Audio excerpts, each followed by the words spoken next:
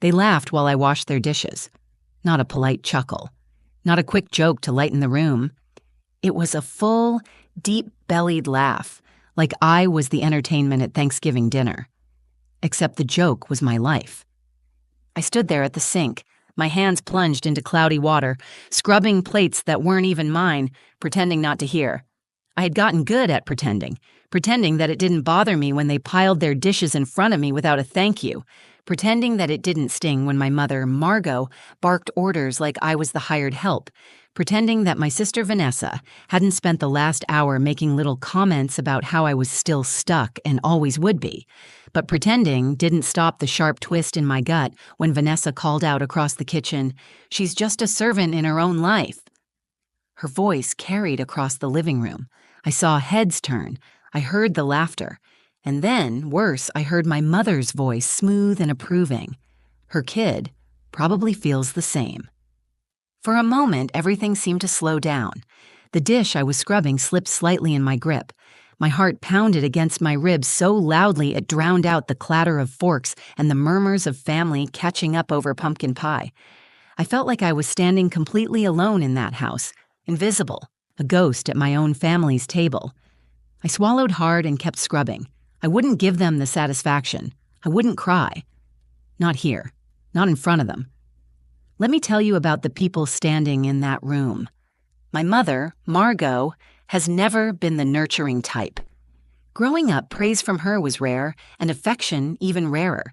She believed in tough love, heavy on the tough. I spent most of my childhood trying to earn her approval. Straight A's, scholarships, a spotless record, but it was never enough. My sister Vanessa had a different approach. She stopped trying. Instead, she learned how to tear other people down before they could judge her. Sarcastic, beautiful, sharp-tongued, Vanessa never missed a chance to remind me that I was the charity case, the mistake, the single mom who stayed behind while everyone else moved forward. And then there was Caleb, my son, my whole world. 17 years old, taller than me now, with his father's stubborn jaw and my eyes. I raised him on my own after his father left before Caleb's second birthday. I gave up a lot. College dreams, career plans, even simple things like vacations or nights out, so I could be there for him, so I could keep a roof over our heads, so he could grow up knowing he was loved, even if it was just the two of us. It wasn't the life I had pictured, but it was ours, and I had built it with my own two hands. I took a shaky breath and kept scrubbing. The laughter faded into other conversations. People moved on, already forgetting that they had just laughed at me like I was a joke, an afterthought, a living cautionary tale. But then, the front door creaked open. I heard the familiar sound of Caleb's boots on the floor. He was back. I wiped my hands quickly on a dish towel and turned, forcing a smile. I was ready to ask if he had a good time with his friends, or if he was hungry, always putting him first, just like I always had. But Caleb didn't smile. He walked straight toward me, a slim folder tucked under one arm. His jaw was set. His eyes, my eyes, burned with something fierce, something determined. He stopped in front of me, glanced around the room at the people still lounging with wine glasses and half-eaten pie slices, and said, clear enough for everyone to hear, "Mom, should I give them the paper from the lawyer now?" The room froze. Forks stopped halfway to mouths. Chatter evaporated into stunned silence. I felt every pair of eyes turn to me, not with pity, not with amusement, but with confusion, and maybe a little fear. I straightened up slowly, the damp dish towel hanging from my hand. I looked at Caleb, at the boy who had become a man right in front of me. And for the first time all night, I smiled. Not the tired, polite smile they were used to, but a real one. I nodded. "Yes, Caleb," I said, my voice steady. "Go ahead." And just like that, everything changed. Thanksgiving at my mother's house was never about gratitude. It was about appearances. The table was set with spotless silverware and ivory white dishes. Candles flickered at the center, surrounded by polished pumpkins and fall leaves carefully arranged to look casual, even though Margot spent hours perfecting them. Everything smelled of cinnamon, butter, and a kind of forced perfection that always made me feel like an outsider. I had been here for barely an hour and already found myself cornered in the kitchen, sleeves rolled up, wrists deep in greasy water. As usual, no one offered to help. No one even hesitated before dropping their half-eaten plates into the sink with a clatter, as if it was my job, my place, to clean up after them. It wasn't that I hated helping. I was raised to pull my weight, to lend a hand without being asked. But this wasn't helping. This was expected servitude, handed down like an invisible apron I was supposed to wear without complaint. Around me, the house buzzed with the sounds of a holiday celebration. Uncle Frank telling another one of his back-in-my-day stories. Aunt Cheryl laughing too loud at something no one else found funny. My cousins, fresh from college, comparing internships and travel plans. Even the toddlers screaming happily in the next room seemed to have more status than I did. I glanced over my shoulder at the living room. There they were. Margot perched on her velvet couch, a glass of red wine balanced perfectly in her hand, her legs crossed at the ankle like a queen overseeing her court. Next to her, my sister Vanessa, blonde and sharp as a knife, flipping through her phone with one hand while sipping wine with the other. They looked so relaxed, so sure of their place in the world. Meanwhile, I scrubbed dried gravy off plates and fought the sinking feeling that no matter how hard I worked, I would always be seen as less. Growing up, I used to think if I followed all the rules, if I stayed polite, stayed kind, stayed useful, eventually they'd see me, see how much I carried, see how much I sacrificed. But standing there with prune-like hands and an aching back, I realized that some people only see what they want to see. And in their eyes, I was a failure with no ambitions, a maid in my own family. The truth was, my life hadn't gone the way I imagined. I had dreams once, big ones. I wanted to travel, to build a career, maybe even write a book. But then Caleb came along and everything shifted. I was 19 when I had him, terrified, alone. The father disappeared faster than the pregnancy test could dry, leaving me to face Margot's cold disapproval and the relentless whisper network of our small town. People love to remind you of your mistakes when they think you're too tired to fight back, but Caleb was never a mistake. He was my anchor, my reason, my miracle. Every choice I made after that day was for him. I worked double shifts at diners. I took online classes at midnight. I skipped dinners and birthdays and vacations so I could save for his future. And yet here I was, 20 years later, still being laughed at by the people who were supposed to love me the most. The clang of silverware snapped me out of my thoughts. I turned just in time to see Vanessa toss her plate into the sink, splashing greasy water onto my sweater. She didn't even look at me. "Oops," she said, smiling sweetly before turning back to the living room. I clenched the edge of the sink, breathing deep through my nose. That's when she said it, loudly enough for everyone to hear. She's just a servant in her own life. A ripple of laughter rolled through the room like a slow wave, crashing straight into me. I stiffened, still facing the sink, hoping, praying that someone would speak up, that someone would say, "That's not fair," or "Don't be cruel," or "She's family." But nobody did. And Margot, my own mother, leaned back on the couch with a smug little smirk and added, "Her kid probably feels the same. Poor thing." I blinked hard, willing the tears back. Not here, not in front of them. The shame was familiar, an old heavy coat I never quite managed to shrug off. But today, it felt different. Today, it wasn't just sadness that burned in my chest. It was something hotter, angrier. And just as that fire began to smolder inside me, the front door creaked open. Boots scraped against the floorboards. Heads turned lazily toward the entryway. It was Caleb. 17 years old and walking in like he owned the world, a slim, serious-looking folder tucked under one arm. And he wasn't smiling. Something was about to change. I could feel it. And this time, I wasn't going to pretend everything was fine. The moment Caleb walked through the door, the atmosphere shifted. He didn't storm in. He didn't raise his voice. He just stood there, straight-backed, calm, almost eerily composed. That's what made everyone pause. He wasn't supposed to interrupt the show, not their version of it anyway. In their eyes, I was the struggling single mom, the family's cautionary tale. And Caleb? Caleb was supposed to grow up embarrassed of me, embarrassed of the life I had built with worn-out hands and sleepless nights. They didn't understand what we had built together. They never even tried. Caleb's eyes found mine across the room. He took one look at the dirty dish towel clutched in my hands, at my wet sleeves, at the silent tear tracks I hadn't even realized were starting to form, and something in his expression hardened. He shifted the folder under his arm and started walking, right past the aunts gossiping by the fireplace, past the cousins sneaking beers out of the fridge, past Vanessa, who gave him a half smirk before realizing he wasn't joking. He walked straight to me, and then, loud enough for the whole room to hear, he asked, "Mom, should I give them the paper from the lawyer now?" You could have heard a pin drop. Margot lowered her wine glass slowly. Vanessa stopped scrolling on her phone, her thumb hovering mid-air. Even Uncle Frank, who could talk through a hurricane, went silent. I glanced around the room, 15 faces staring. Not at Caleb, at me, waiting for me to shrink, to stammer, to brush it off, to do what I had always done, make myself small so they could stay comfortable. Not this time. I looked at Caleb, my son, my anchor, and I nodded. "Yes, Caleb," I said, my voice steady. "Go ahead." Caleb opened the folder and pulled out a few neatly stapled documents. He stepped forward and held them out, first to Margot, then to Vanessa. Margot took the papers with a frown, holding them at arm's length like they might bite.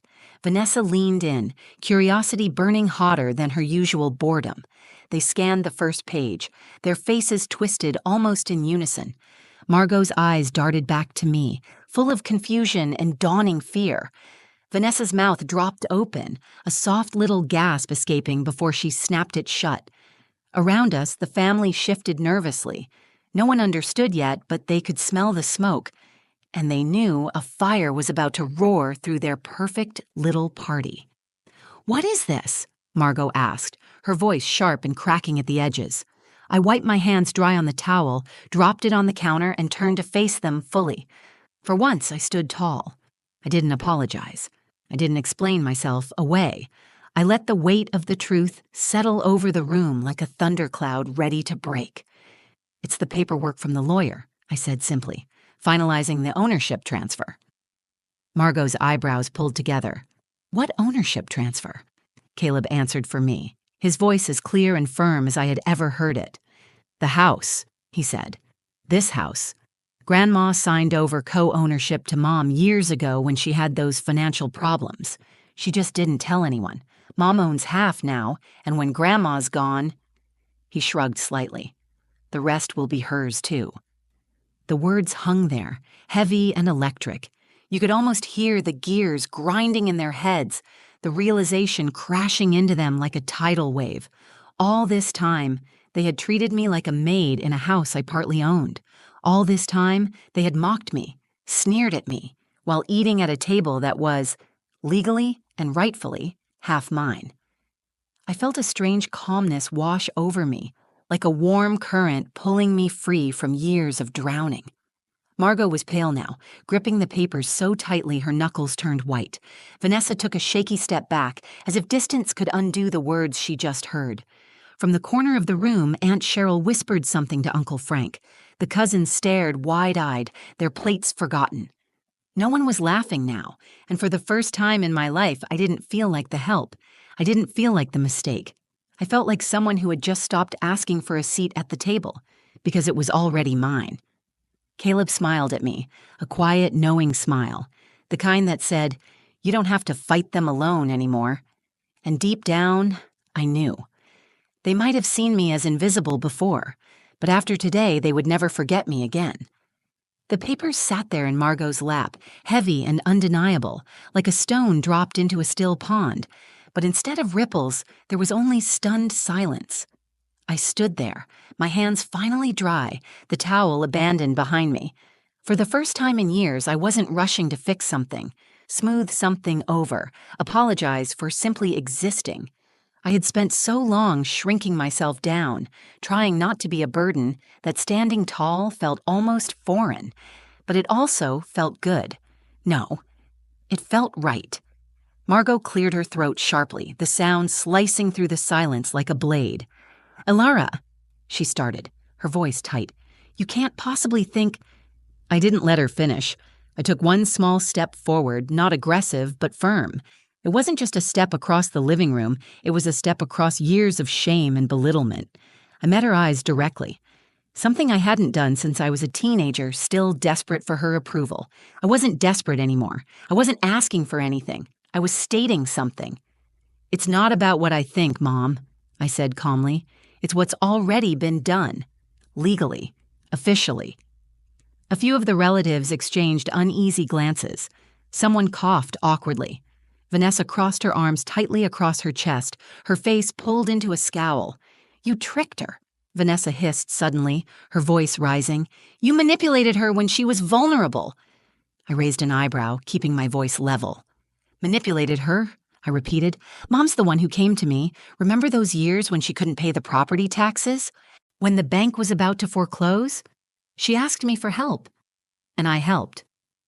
I turned slightly, letting my gaze sweep the room, making sure everyone understood. "I helped her save this house, the one you're all sitting in right now." The silence that followed wasn't just stunned anymore. It was guilty. Margot flinched, just a tiny movement, but I caught it. A crack in her perfect, imperious mask. "We're family," she muttered, but there was no conviction behind the words. I tilted my head, considering her for a moment. "Exactly," I said. "We're family, and family shouldn't treat each other like servants." A heavy, aching pause filled the room. For the first time, I could see it, the way my mother's need for control had hollowed out every relationship she had. The way Vanessa's cruelty was just a cheap imitation of Margot's disapproval. The way the whole family dynamic was built on pretending some of us were better, more important than others. I wasn't playing that game anymore, and judging by the look on Caleb's face, neither was he. "Mom," Caleb said, stepping up beside me, "you always told me to work hard, to stand up for myself. Well, here we are." There it was. Simple and devastating. The lesson she had preached but never practiced, coming back to haunt her from her own grandson's mouth. Margot's lips pressed into a thin, trembling line. Vanessa turned away, muttering something under her breath. The younger cousins watched with wide eyes, probably realizing for the first time that grown-ups weren't infallible after all. I could feel the shift happening, not loud, not dramatic, but undeniable. The unspoken rules of our family, the ones that kept me locked in place for decades, were crumbling, and I wasn't going to pick up the pieces. I let the moment stretch, forcing everyone to sit in their discomfort the way I had been made to sit in mine for years. Finally, I spoke again, my voice low but cutting through the room like a blade.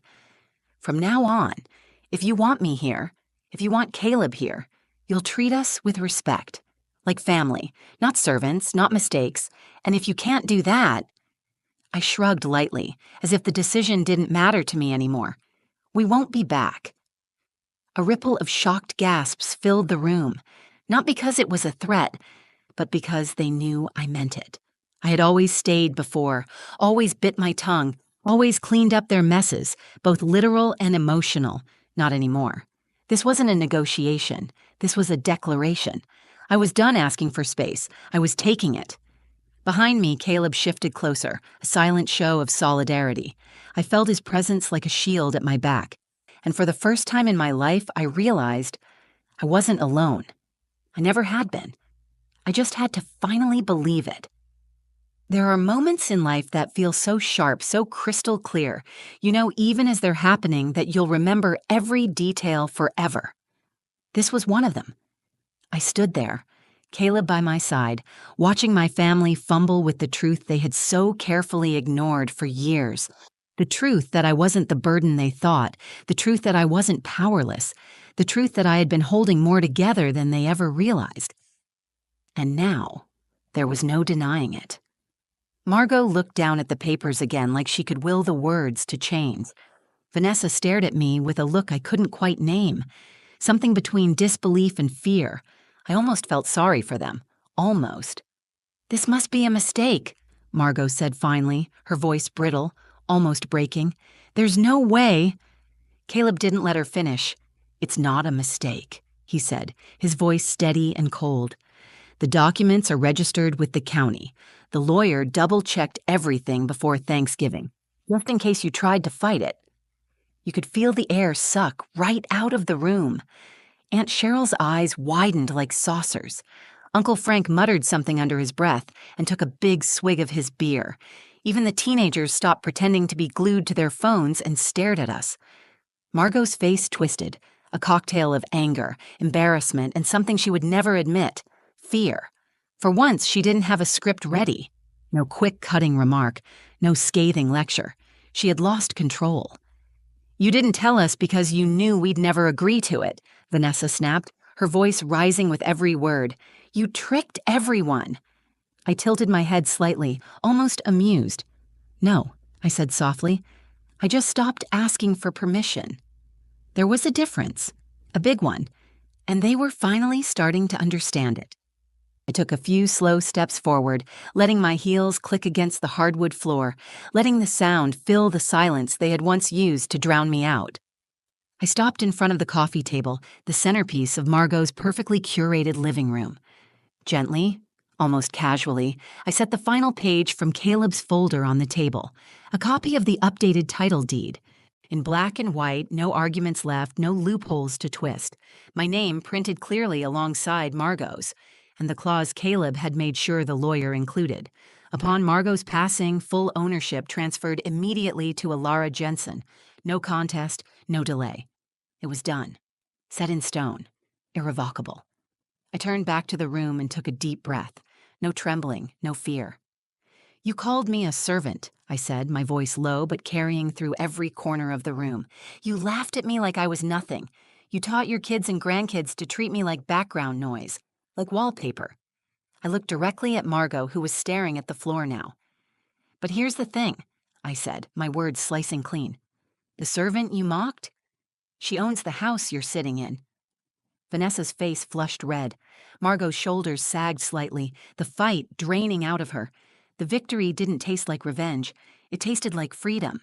Not because I had won, but because I had finally stopped playing by their rules.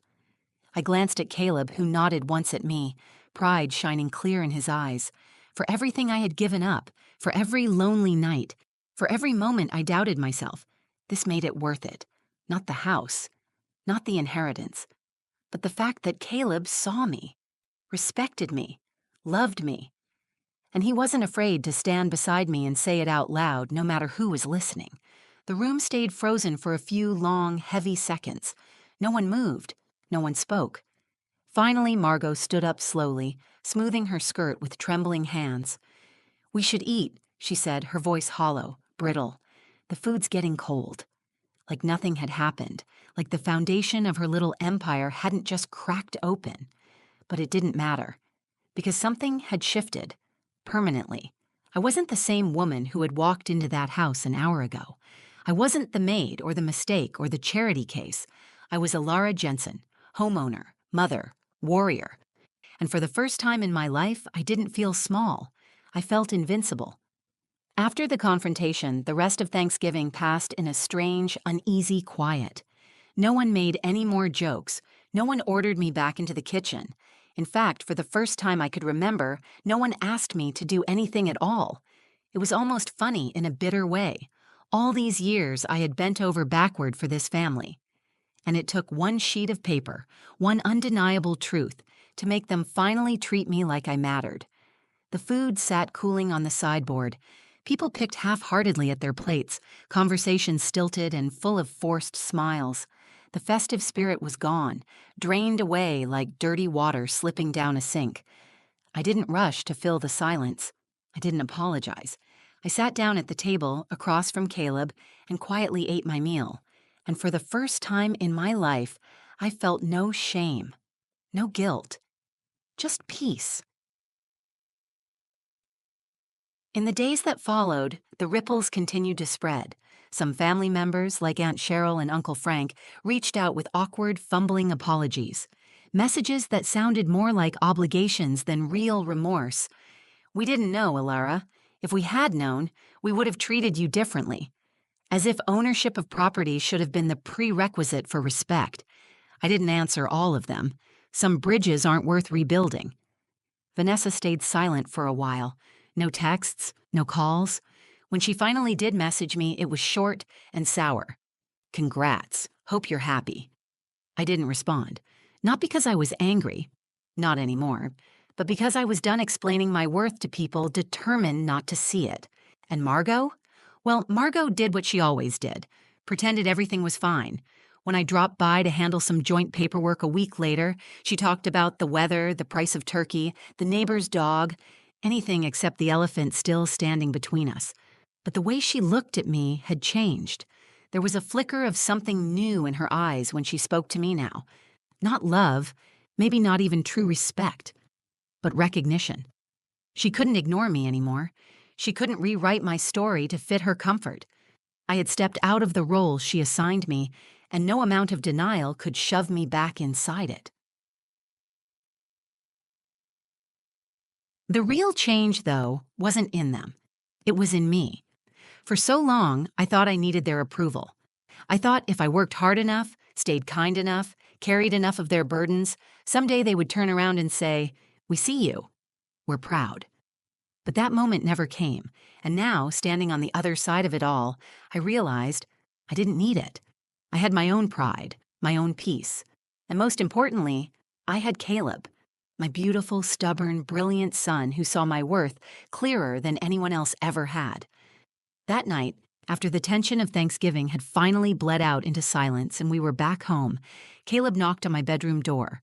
"Hey, Mom," he said, stepping in awkwardly, shuffling his feet like he was still that little boy asking permission to stay up 5 more minutes. "Yeah, sweetheart?" I smiled, already feeling the lump in my throat. He sat on the edge of the bed, twisting the hem of his hoodie in his hands. "I'm sorry it took me so long to do something," he said, his voice low. "I should have stood up for you sooner." Tears prickled my eyes. I reached out and cupped his cheek, my thumb brushing the line of his strong jaw. "You stood up exactly when you needed to," I said. "You reminded me who I am." He smiled then, a real, wide Caleb smile, and leaned into my hand like he did when he was small. And I realized something else. This was my legacy. Not a house, not a title. It was the quiet, unbreakable bond between us. The lesson I had taught him, not through words, but through living. That worth isn't something other people give you. It's something you claim for yourself. I tucked that truth deep into my heart, letting it heal the parts of me that had been aching for years. The next time I showed up at a family gathering, if I even chose to, I wouldn't be standing at a sink, scrubbing dishes while they laughed. I'd be standing tall, standing proud, standing free. Because sometimes the greatest revenge isn't loud or cruel. Sometimes the greatest revenge is simply surviving, thriving, and refusing to disappear. And that's exactly what I plan to do. Thank you for listening to my story. If it touched your heart, if it made you feel something, even just a little, please give this video a like. It helps more people hear stories like mine. And if you've ever felt overlooked, underestimated, or like you had to fight just to be seen, I'd love to hear your story too. Share it in the comments below. I read every one of them. Don't forget to subscribe to the channel and hit the notification bell so you never miss another story like this one. And if you know someone who needs to hear this today, send it their way. You never know. Your share could be the thing that lifts someone up when they need it most. Thanks for being here. Thanks for believing in stories that matter. I'll see you in the next one.